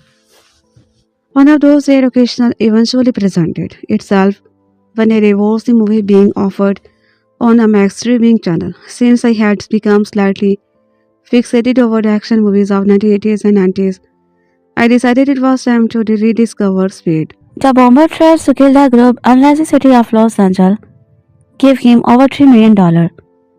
Two left stride bomb disposal officer, Jack Traven and Harry Temple, managed to rescue the 13 elevated passenger before the bomber could make good on his threat. For their action, both Jack and Harry received medals from the police department. They also earned the enmity of the bomber, especially Jack, for ruining his explosion plan. Sometimes after the elevator incident, the bomber resurfaces with a new threat. Using Jack as his police liaison, he reveals that he had planted a bomb aboard a Santa Monica freeway bus. Once the bus passes 50 miles per hour, the bomb is triggered, and if the bus drops below 50 mph, it will detonate, unless the bomber receives over $3 million. To ensure the bus continue to travel above 50, Jack races to board the bus and contact his bomb scared unit. I am not going to pretend its Speed is perfect movie. I do have a few issues with it. Like many action films from the 1980s to 1990, it had its fill of cheesy one-liner. Speaking of Chinese, Jack and Harry's introduction in the films featured a pair's arrival at the downtown office building, ridiculous and unnecessary car stunt.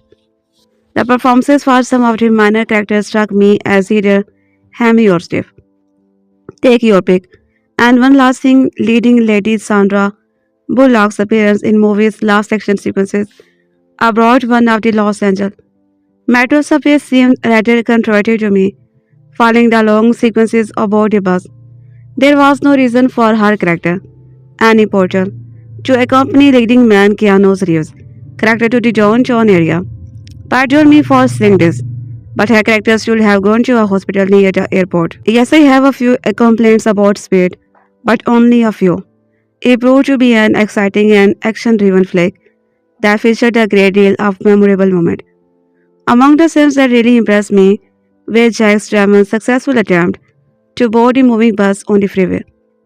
Jack's attempt to defuse the bomb while it was in motion at the airport, and he struggles to keep the bus running above 50 miles per hour. Following the incidental shooting of the bus driver, Jack and the LFD's rescue of the bus passenger, along with Jack and Annie's final confrontation with the bomber aboard the subway. But here were two action sequences that really impressed me. One featured a crazy moment in which the bus was forced to jump a gap in a newly construction freeway. Many of today's moviegoers believe this stunt was all CGI. Trust me, it was not. The only CGI aspect of the scene was the addition of freeway detail that surrounded me stunt. Another outstanding sequence is, and my personal favorite, was Alap's rescue of the passenger trapped inside a bomb triggered elevator inside a dungeon. I found that particular sequences to be one of the most tense and breathtaking action sequences I have ever seen on film. It still takes my breath away from after so many years. Thanks to the stunt driver. Someone please provide me with his name. Special effects supervisor Johan Fraser, cinematographer Andres, and director Jan de Bont. The movie was not simply a series of action stunts, scene and sequences. It managed to tell a story about urban terror, which linked to the bitter discolorations of one character and a sort of professional coming of age for another. I know my comments sound rather pretentious for more action film, but screenwriter Graham Yost did such an excellent job in conveying a well-written narrative that blended with high-octane action. Immediately, the tense rescue attempt, high-speed driving, gunplay, and fight. Speed allowed the beat Dawn to convey Harry, Temple, and a bomb scare team leader, Lieutenant Herb Mac, MC Mahon's occasional advice to Jack Traven on not depending solely on distinct, along with Harry's occasional tips regarding bomb construction and dealing with the dangerous situation. The movie also conveyed how the bus passenger became gradually dependent on Jack's ability to remain in control of other dangerous situation and his emotions, even when the latter nearly unraveled, following some bad news. And the movie also conveyed Jack's initial loneliness and his gradual relationship with passengers and a portal. Like I had said, Speed proved to be more than a series of high action and tension. Despite my issue with the performances by some of the minor characters, there was some that impressed me. Those performances featured in the skyscraper elevator during the movie's first 20 minutes struck me as a sold out. One of those performers turned out to be the highly acclaimed character actor, Patrick Fisher, who had made his film debut in Speed. As for those actors and actresses who portrayed the passenger, a good number of them stood out. Among them were Bart Grant, Hatron James, Carlos, David Gagel, and Daniel. The movie also featured solid performances from the always fabulous Glenn Plummer as the owner of the Jaguar convertible, appropriated by Jack's Richard Lineback, who portrayed Lieutenant MC Mahon's right-hand man, Robert, who portrayed another one of the elevator's passengers, Thomas Russell Jr., who portrayed a Capodoris, who portrayed the bus driver who became Bomber's first victim. Alan Ruck is the last actor I would associate with an action movie, yet he portrayed one of the bus passengers in Speed. A tourist named Doug Stephens, whose trip to Los Angeles proved to be more than he had bargained. Ruck did an excellent job in transforming Doug from this sober, pleasant tourist who is new to LA to the traumatized man who probably wished he had never left his home. Joy Morton gave a commenting performances as Lieutenant Herb Mac, MC Mahon, the bomb scare team leader. Thanks to Morton's skillful acting, he managed to keep the character from becoming some one-note leader type by also conveying Mac temper and sharp wit. Speaking of wit, two of the movie's main characters seemed to display it more than any of the other. One such character was Officer Harry Temple, portrayed by Jeff Daniel. The latter gave a delicious performance as a sardonic police officer, who not only had to deal with a dangerously made bomber, but also with an aggressive partner with little reflexive control. Sandra Bullock portrayed the other, the sarcastic Annie Porter who was forced to depend upon his transportation after getting her license suspended and who became by a twist of irony, assumed the role of bus driver after a real not good shot. Arthur Bullock and attract critical attention in Demolition Man. The previous year, Spade really solidified her stardom, thanks to her superb performances as a volatile and verbose Annie. Dennis Harper had provided plenty of wit and some memorable liner as a maid bomber, whose goal was to acquire a great deal of money for his power suffering. Granted, some of the Hopper's lines were a bit cheesy, but for some reason, he made them work thanks to some skillful acting and very entertaining performances. But the man of the hour of the movie proved to be leading actor Keanu Reeves. By 1993 to 1994, the actor had already become something of a star, thanks to his role in movies like Bills and Ted, Excellent Adversaries, Point Break, and My Own Private Idaho. But his performances as Officer Jack Traven had transformed into an even bigger star, and he has never looked back.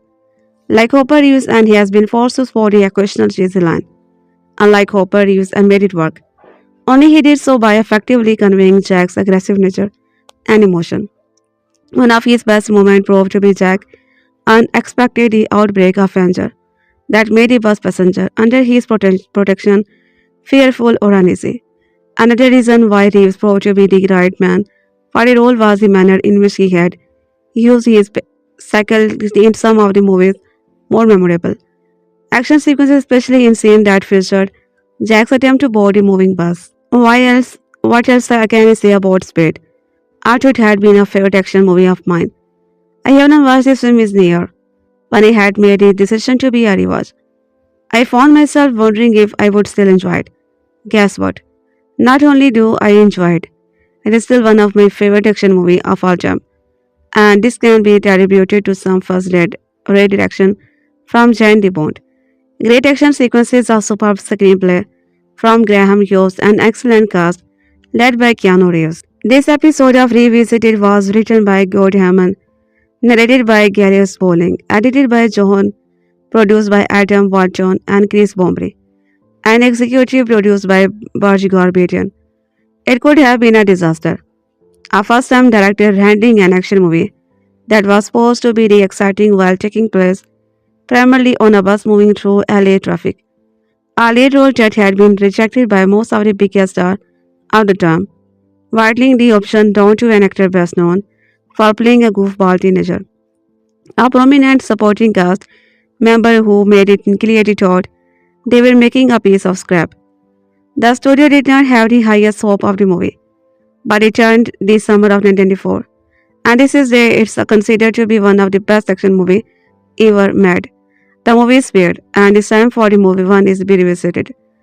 Set up with really on the existence of Speed to the fact that writer Graham Hughes had been given an inaccurate description of what the 1985 film runway train was about. Hughes says here the train should not stop because there was a bomb on it, but where he saw the movie. The story does not begin on the bus. It begins in an office building, where the bomber traps a group of innocent with civilians inside the elevator and demand that the city for work for $3 million. If he does not get paid, he will set off more charges that will send the elevator crashing into the ground 30 stories below. Ensure our hero young loved SWAT officer Jack Traven, who with the help of fellow SWAT officer Harry Temple, managed to save the hostage and ruin the ransom plan. Jack is also able to deduce that the bomber has been monitoring the situation from inside the building, and after a confrontation, the bomber appears to blow himself up. The bomber is not really dead at the point, otherwise Speed would have been a short film. He is allowed here. He still wants to be received $3 million in exchange for some hostage, and how he is interested in messing with the Jack as well. So when he places a bomb on the bottom of mass transit bus, he calls back Jack to let him know about the bomb, tells him exactly which bus is it's on, and tell him how it works. The bomb will be activated once the bus hits the speed of 50 miles per hour and will detonate if there is drop below 50 after that. In Yo's first draft of the script, the speed the bus could not drop below was just 20 miles per hour. A friend advised him to change it, correctly feeling that 20 was too slow for an action movie. Can you imagine watching a movie where we are supposed to be thrilled by the sight of a large vehicle racing along at 21 miles per hour? Of course, the bus hits the 50 before Jack can reward the driver and passenger. Then the movie becomes all about trying to make sure the bus stays above 50 while driving around a city that is known for its traffic jam. And has to maintain speed long enough for Jack to figure out how to save the people on board. Whether that means defusing the bomb or getting the passenger out of the vehicle and letting it blow up. Problem is the bomber is watching and has said he will detonate the bomb as soon as he sees the attempt to remove the passenger. He also managed to sell his script to the Paramount at the time when the studio was trying to turn martial art Jeff Speakman into the next big action star. Speakman had a three-picture deal with the drum that started with the perfect weapon in 1999, and for a while it looked like Speed was going to be his second Paramount movie. Not only did that happen, but Jeff Speakman's second Paramount movie never came at all. And while the studio looked his bomb on a bus script well enough to buy it, they also had an unexpected issue with it. They felt there was too much time spent on the bus. Your story ended when the bus situation was resolved. Paramount did not want to write to bus, altered it and regret it. So they asked Yos to switch things up in the third act, and he wrote a new action sequences set in the hub subway. This subway sequences still feels kind of dragged on its finished film, but is what Paramount wanted. Even Paramount did not end up marking the word. Speed actually happened at 20th Century Fox, the studio that picked up the project after Paramount set it aside. This being a Fox production makes a lot of sense. Hard on Buzz. And Fox is the home of the Die Hard franchise. Fox asked Die Hard director Johan M.C. Ternan to take the helm of this movie. But he turned it down. It ended being a passed over to MC Terran Die Hard cinematographer Jan de Bont, who was interested in making his feature directorial debut after almost 30 years in the business. When he first heard that most of the script was set on a bus, he was concerned that it would be boring. But as he read through it, we began to see how he could make it work. Fox received more rejections once they started searching for someone to play Jack Traven. Apparently, they offered to role to all the usual action suspect and were turned down. That's how we end up with a Keanu Reeves in the lead role, in his special features on the DVD and Blu-ray release of the film. There's a lot of talk that make it sound like Speed was Reeves' first experience in the action genre. The Bond says he had to convince him that making an action movie could be fun and coach him to be embarrassed his inner action hero. It's sad that the studio still saw Reeves as the guy from Bill and Ted, Excellent Adventure, and worried that he could not handle action. This is very good, because Speed was not Reeves' first action movie. He and had already starred in Point Break, which was a big hit for Fox and proved to be them that he could handle action 3 years before this. While Reeves still did not have faith in Reeves when Speed went into production, he certainly went on to prove himself all over again. Sporting some Haddis musical as a haircut to show that it was another thing to cause his student anxiety. Reeves gives a terrific action hero performances in the film. The Bond also surrounded him with an awesome sporting cast, from Jeff Daniels as Harry Temple and Joy Morton as their superior lieutenant, Matthew Wallenberg. LNMC and a long list of the other was considered. Sandra Bullock was cast in the role of Annie Portal, the bus passenger who ended up having to drive the bus and became Jack's love interest along the way. Bullock was a rising star at the time, having just worked with Sylvester Stallone on Demolition Man, and this movie boosted her career to a whole new level. Glenn Plummer has a fun role as a guy who helped Jack catch up to the bus, and then we have this villain. He has originally planned for Speed to have a shocking twist, where we would find out that the bomber was just a sidekick to the real bad guy, Jack's own friend Harry. The role of Harry was offered to be like of Ed Harris and Randy Quaid when this idea was in play. But before filming began, the studio said they only wanted to dare to be one bad guy from beginning to end. So Harry's going to be remain a noble character throughout that. Dennis Hopper was cast as a bomb-making madman Howard Payne. Perfect casting that allowed Hopper to play unhinged in his own wonderfully unique way. Speed seemed to be one of the occasional very degio of studios notes that actually helped move the movie, for the most part. They had a solid script in place as the project leaded into production, and then visually unknown Joss Whedon was brought in the punch, direct and to some character tweak that also beneficial. Fitting its title, Speed moves fast. The opening elevator sequences gets your blood pumping right away, and the Bond makes sure there were not many creatures seen to bring your excitement level down as the film goes on. Within even minutes of the elevated sequences ending, there was already been another explosion, and Howard Payne is telling Jack about the bomb on the bus. The threat to bus number 2525 is established by the 30 minutes mark, and a full hour is dedicated to Jack trying to save the people on that bus.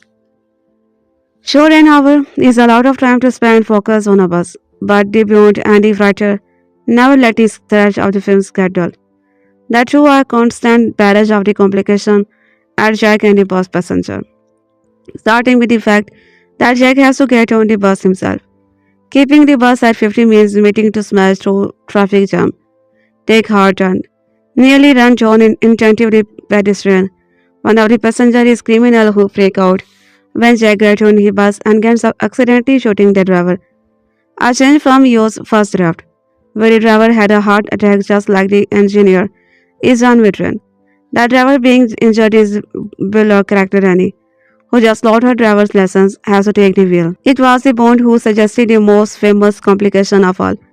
Lieutenant Mac advises Jack and Annie to get the bus onto the 105 freeway, which at the time of filming had just been completed but was not as used yet.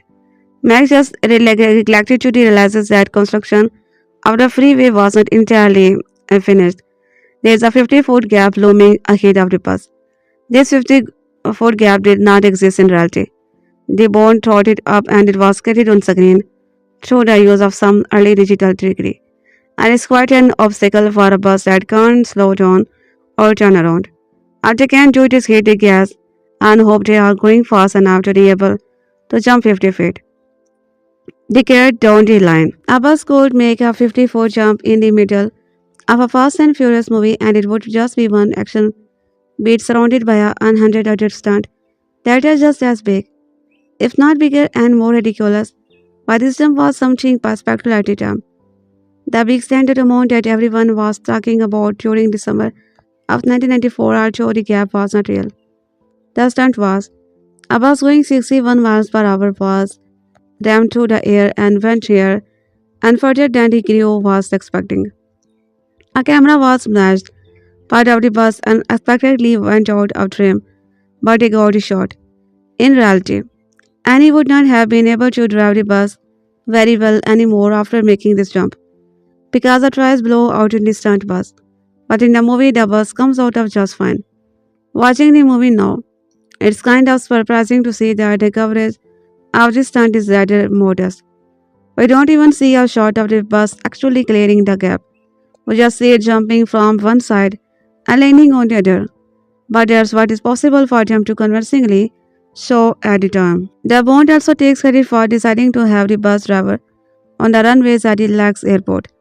But there is some disagreement over who actually came up with that idea. Whoever suggested it gave the movie a more interesting location, that alternative option that would have had the bus driving in circle around Joker Stadium or a racetrack. It also allows the plan to get involved with the action before we move on to the climatic set pieces in the subway. He also is no fan of subway sequences, still feeling that the movie truly ends as soon as this bus situation is resolved. But it does provide cool starting for the final confrontation between Jack and Howard.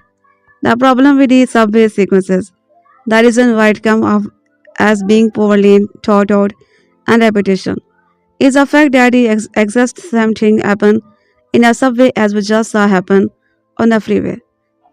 The subway system is under construction and is speeding the train. Jack and Annie are only setting on a track that has not been completed.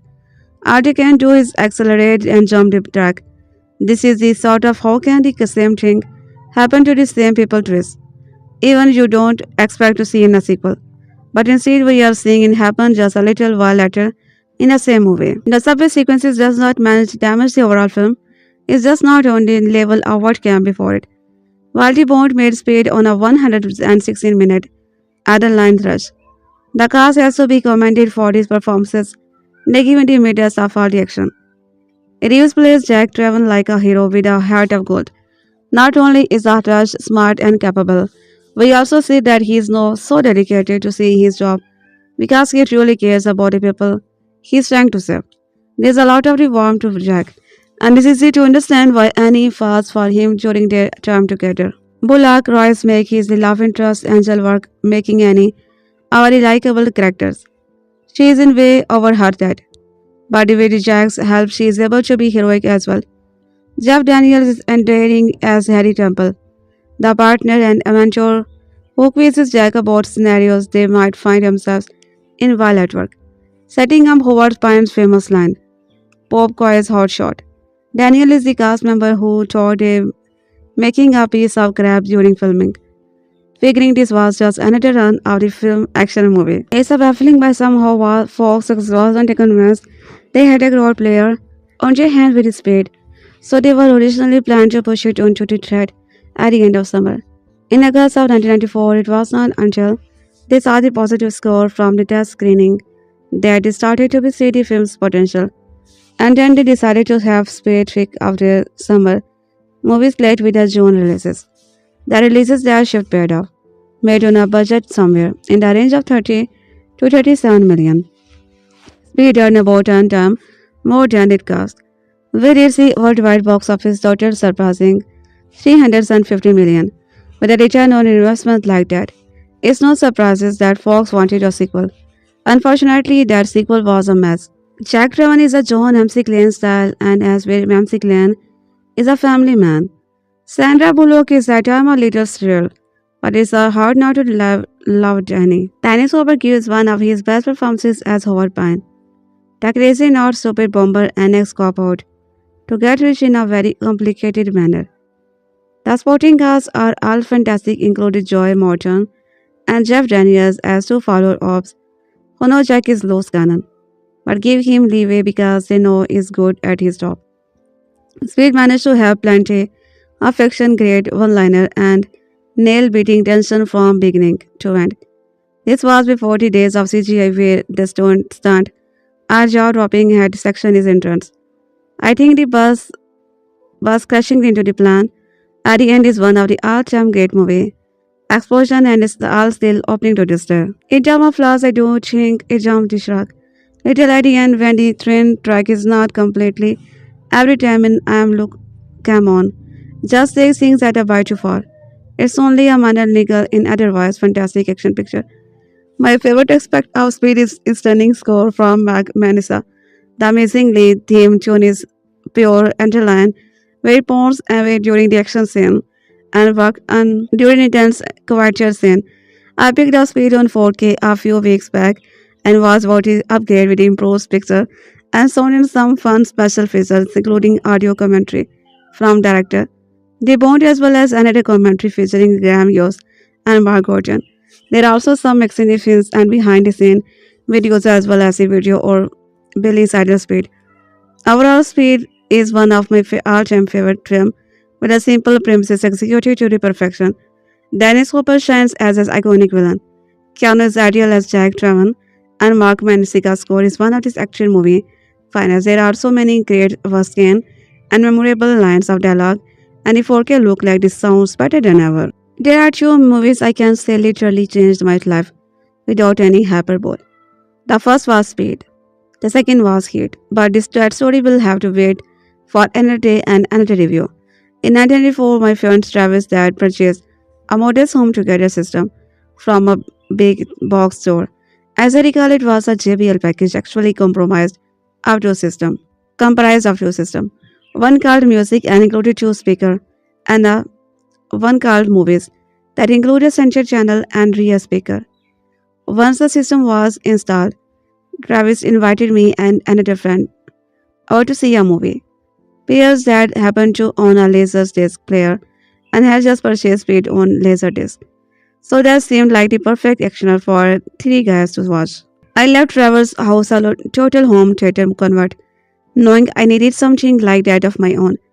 They set me on a journey down the rabbit hole of researching all the different technologies then available. This was right on the cusp of Dolby, as it was known that being launched on a home market. That ultimately led me to determine I no longer wanted to continue my career as a golf professional but wanted to become a custom installer and install system like this for a living. Pretty powerful for a movie that does not even last 2 hours. that I watched heavily letterbox on a 32-inch table TV. As you can imagine, I have a pretty big soft spot in my heart of speed. So I was thrilled when I saw the 20th Century Fox was giving it a new 4K Ultra HD transfer with HDR grading. Was I mildly disappointed that it chose now to be a new Dolby Atoms immersive audio mixed party video rather than stick with the same 5.1 channel and that was used on the original Blu-ray.